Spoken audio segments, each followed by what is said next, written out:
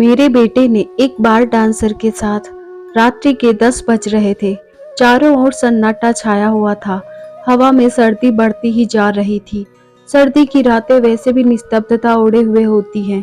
गगन और जूही अभी अभी पार्टी से लौटे थे। काफी देर से वह उनके लौटने की प्रतीक्षा कर रहे थे। ज्यों ही वह सोने के लिए अपने बेडरूम में जाने लगे, खिड़की से उन्होंने देखा गगन मेन गेट पर लॉक लगाना भूल गया था। पहले उन्होंने सोचा वह स्वयं ही आगे बढ़कर लॉक लगा दे, फिर वह रुक गए। कहीं इतनी ठंड में लॉन में जाने से उन्हें सर्दी लग गई और वह बीमार पड़ गए तो लेने के देने पड़ जाएंगे। यही सोच वह गगन को लॉक लगाने का निर्देश देने के लिए उसके कमरे की ओर बढ़े, किंतु दरवाजे पर पहुंचकर उनके पांव ठिठक गए। ऐसा लगा मानो शरीर की समस्त शक्ति चूक गई हो। हृदय में पीड़ा उठी। इतनी सर्दी में भी माथे पर पसीना आ गया। तुरंत दीवार का सहारा न लिया होता तो चक्कर खाकर गिर ही पड़ते। कुछ देर वह यूं ही खड़े रहे, फिर लड़खड़ाते हुए कमरे में आकर बैठ गए। उनकी पत्नी सविता गहरी नींद में सोई हुई थी। एक पल को उनकी इच्छा हुई वह सविता को जगाकर अपनी हालत के बारे में बताएं, किंतु दूसरे ही पल उन्होंने इरादा त्याग दिया। वह कमजोर मन की हैं, थोड़ी सी घबराहट या परेशानी से उसका ब्लड प्रेशर हाई हो सकता है। नहीं, उसे कुछ भी बताना उचित नहीं। इस तनाव को वह स्वयं ही झेलेंगे। उन्होंने गहरी सांस ली और इजी चेयर से पीठ टिकाकर अपनी आंखें बंद कर ली। यकायक ही उनके दिलो दिमाग में एक कोलाहल सा मचने लगा। अभी 4-5 दिन पहले ही तो सारी जिम्मेदारियों से मुक्त होकर उन्होंने राहत की सांस ली थी। सविता की इच्छा अनुसार अपने सभी रिश्तेदारों और परिचितों को बुलाकर बेटे बहू का एक रिसेप्शन किया था। मुंह दिखाई में जब सविता ने अपने जड़ाऊ कंगन जूही को पहनाए तो पांव छूकर वह बोली थी, मैंने अपने माँ बाप को तो देखा नहीं, आज से आप दोनों ही मेरे माता पिता हैं। अश्रुपूरित नेत्रों से सविता ने उसे गले लगा लिया था। यह देख उनके हृदय में गहरी आत्मसंतुष्टि की अनुभूति हुई थी।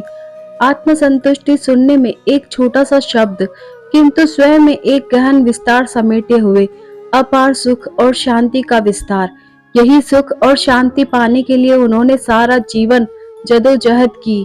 कोई बहुत बड़े स्वप्न नहीं पाले थे उनकी आंखों ने। पढ़ाई में वह प्रारंभ से ही अच्छे थे, सो आराम से एक सरकारी नौकरी मिल गई उन्हें। जब शादी की बात चली तो माँ बाप की पसंद की लड़की पर अपनी स्वीकृति की मोहर लगा दी। सविता ने भी अपने मधुर स्वभाव और कर्तव्य निष्ठा के दम पर यह साबित कर दिया कि उसे जीवन साथी के रूप में चुनकर उन्होंने कोई भूल नहीं की थी। कुछ समय के अंतराल पर वह एक बेटी और एक बेटे के पिता भी बन गए। सविता की दो ही इच्छाएं थी, अपना घर और बेटी बेटे की अच्छे परिवार में शादी। किंतु वह सबसे पहले अपने बच्चों को उच्च शिक्षा दिलवाना चाहते थे और इसके लिए वह हर माह अपनी सैलरी का एक बड़ा हिस्सा पीपीएफ में कटवा देते थे। इस कारण सविता का हाथ सदैव तंग ही रहा। न तो वह बेचारी कभी अपने शौक पूरे कर पाई और न ही खुला खर्च कर पाई। बेटी वंदना ने जब एमबीए पूरा कर लिया तो उन्होंने पीपीएफ का एक बड़ा हिस्सा निकालकर उसकी अच्छे परिवार में शादी करा दी। बेटा गगन बीटेक करके मुंबई की एक मल्टीनेशनल कंपनी में जॉब करने लगा था। 1 साल बाद वह रिटायर हुए तो सरकारी मकान छोड़ना पड़ा। किराए के छोटे से मकान में सविता का दम घुटता था, सो जल्दी ही उन्होंने दौड़ धूप करके रिटायरमेंट में मिले पैसों से शहर से बाहर बनी कॉलोनी में एक मकान खरीद लिया। अच्छी कॉलोनी में इतना बड़ा घर पाकर सविता बहुत प्रसन्न थी। आसपास सभी पढ़े लिखे लोग थे, माहौल भी अच्छा था। उसकी बरसों की इच्छा पूरी करके वह अपार संतुष्ट थे, किंतु 2 लाख रुपयों को छोड़कर उनकी सारी जमा पूंजी समाप्त हो गई थी। अब गगन का विवाह कैसे होगा? सविता अक्सर चिंता करती। ऊंचे घराने की लड़की से रिश्ता जोड़ने के लिए पैसा तो खर्च करना ही पड़ेगा, कहाँ से आएगा पैसा? उन्होंने इसका भी उपाय सोच लिया था। 1-2 साल प्रतीक्षा करेंगे। अभी गगन की उम्र ही क्या है?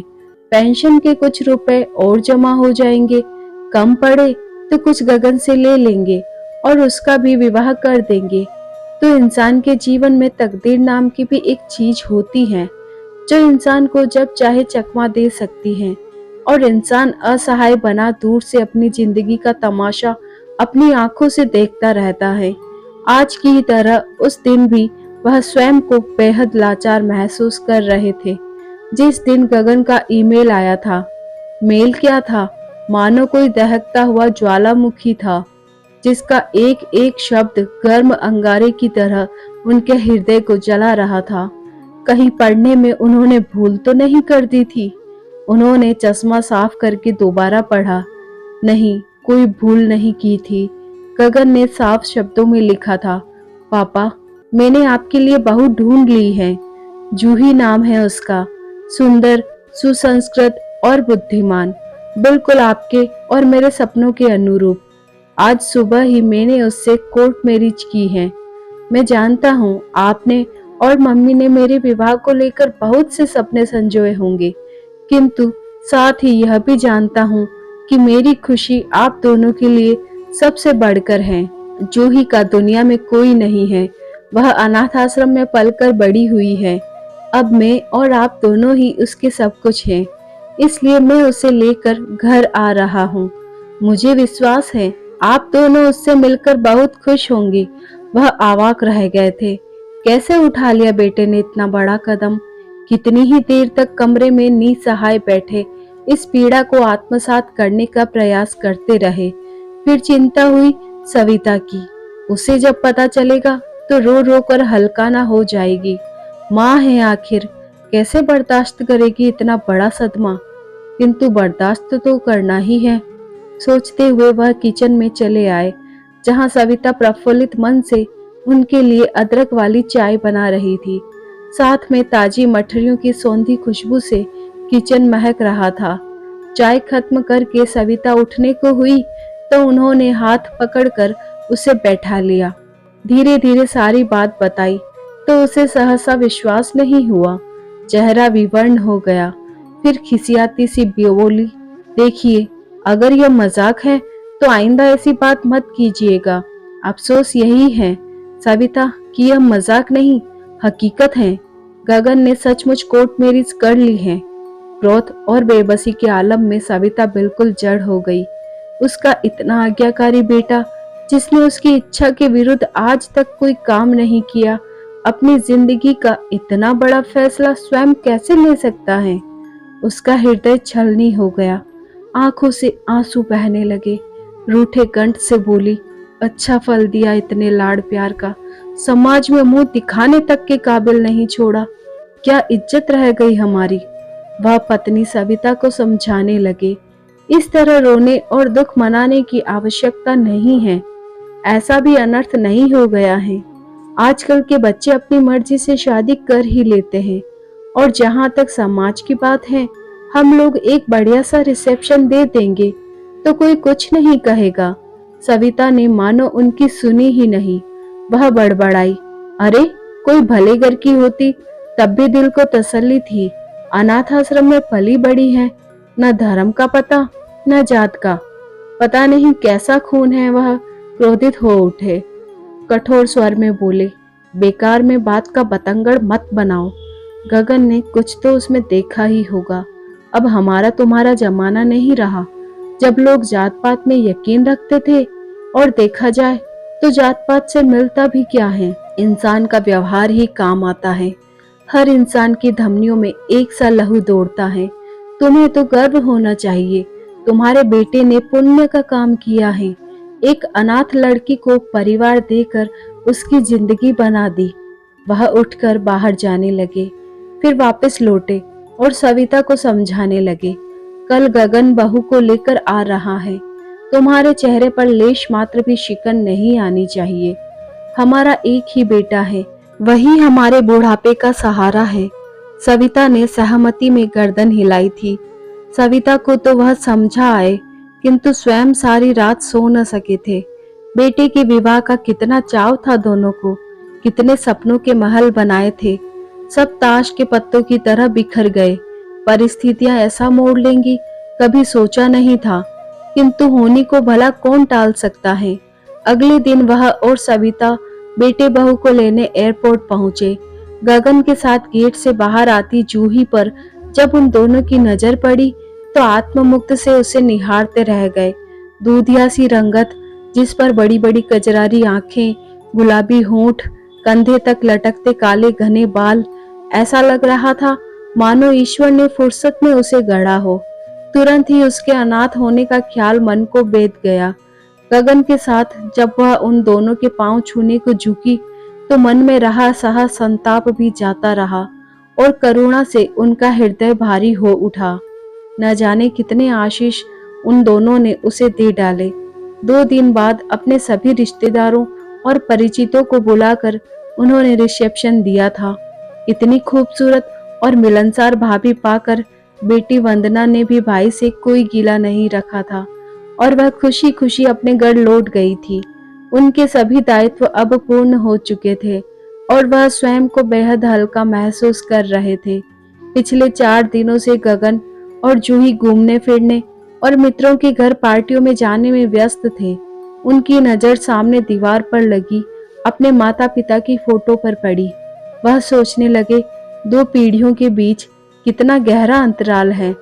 वह तो हमेशा अपने माँ बाप के आज्ञाकारी पुत्र रहे, अपने घर की इज्जत पर कभी आंच नहीं आने दी, किंतु आज की पीढ़ी। उनके व्यथित हृदय से एक आह सी निकली। जितना अधिक वह स्वयं को पराजित महसूस कर रहे थे, उनके मन का कोलाहल बढ़ता ही जा रहा था और इसी के बीच धीरे धीरे मानस पटल पर एक धुंधली सी आकृति उभर रही थी। एक अस्पष्ट सा चेहरा अट्टहास करता हुआ, शायद कहीं देखा है इसे, किंतु कहाँ, कुछ याद नहीं आ रहा। फिर धीरे धीरे वह चेहरा स्पष्ट और स्पष्ट होता गया। यकायक स्मृतियों के बंद कपाट खुल गए। अरे, यह तो मीरा है। हाँ, वही है मीरा जो उनके साथ कॉलेज में पढ़ती थी। वहीं उससे मित्रता हुई थी। रुचियों और विचारों में समानता होने के कारण कब वह उनके जीवन के अंतरंग क्षणों में समाती चली गई, उन्हें याद नहीं। फिर तो इकट्ठे घूमना फिरना और अंतहीन बातें, धीरे धीरे उनके प्रेम की सुगंध हवा में फैल गई। बात उड़ते उड़ते मीरा के घर वालों तक पहुंच गई थी और उन्होंने तुरंत ही उन्हें घर बुलवा लिया था। वह भी तुरंत पहुंच गए थे, उन्हें आश्वासन देने कि नौकरी लगते ही वह अपने माँ बाप से बात करेंगे और मीरा से विवाह करेंगे। पढ़ाई पूरी होते ही उन्हें नौकरी मिल गई थी। उनके लिए रिश्ते आने लगे। दबी जुबान से जब उन्होंने अपनी माँ और पिताजी से मीरा के बारे में बात की तो उन्होंने तुरंत इनकार कर दिया, यह कहकर कि उनके ऊंचे खानदान में एक मध्यम वर्गीय विजातीय बहू का भला क्या काम, उनकी इज्जत का क्या होगा। और वह भी कायरों की भांति खामोश हो गए थे। इस तरह उनकी प्रेम कहानी का पटाक्षेप हो गया था। माँ बाप की पसंद की लड़की सविता से उन्होंने ब्याह रचा लिया। फिर तो वह अपनी दुनिया में ऐसे रम गए कि कभी यह जानने का प्रयास भी नहीं किया कि मीरा के ऊपर क्या बीती होगी, उसका विवाह भी हुआ या नहीं। लेश मात्र भी पश्चाताप या आत्मग्लानि के एहसास ने कभी उन्हें नहीं कचोटा था। आज इतने वर्षों बाद उनका वही अतीत उन पर हंस रहा है। अट्टहास करती मीरा मानो उनसे पूछ रही हो, अब क्या हुआ आपकी इज्जत का, आपके मान सम्मान का। मीरा की हंसी की गूंज तीव्र और तीव्र होती जा रही है, इतनी कि उन्हें अपने दिमाग की नसें फटती सी जान पड़ रही है। काश वह गगन के कमरे की ओर बढ़े ही न होते। आगे बढ़कर गेट पर लोग स्वयं ही लगा दिया होता तो उन्हें गगन की वह बात सुनाई भी न पड़ती जो वह अपने कमरे में जूही से कह रहा था। जूही, मम्मी को हर बात खोद खोद कर पूछने की आदत है। उन्हें यही बताना कि तुम मेरी कंपनी में काम करती हो। भूले से भी यह मत कह देना कि तुम मुंबई में बाल डांसर थी। उन्हें लग रहा है उनके मन का यह कोलाहल अब जीवन पर्यंत उनके साथ ही रहने वाला है। धन्यवाद दोस्तों। अगर आपको हमारी ये कहानी अच्छी लगी हो तो हमारे चैनल को लाइक, शेयर और सब्सक्राइब कीजिए और बेल आइकन प्रेस कीजिए ताकि न्यू स्टोरी का नोटिफिकेशन आपको मिल सके।